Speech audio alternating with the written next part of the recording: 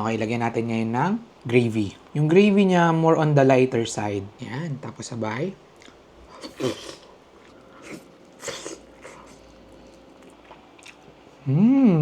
Wait, lagay natin yung ano, baka mas maganda. So, ayun. Mic check.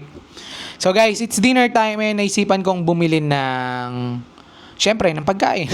Ano bang kakainin natin sa dinner times? Bibili tayo ng roasted chicken na malapit lang dito sa area namin. I-review natin yung mga chicken based sa kanilang freshness. Freshness, wow, buti pa chicken may freshness. Panlasang Pinoy at value for money. Ano pang inaantay natin? Tara! Huwag niyo na ako samahan, lumabas ako na lang kasi baka mapagod kayo. Balikan ko kayo after. A few moments later. Hello guys! Nakabalik na nga ako at meron tayo ditong tatlong klaseng lechon manok. So, meron tayo ditong baliwag, meron tayo ditong andox, meron tayo ditong donsi. Which is itong tatlo na to, for sure ako, lagi nyo yan nakikita sa may neighborhood nyo. So, accessible talaga sila.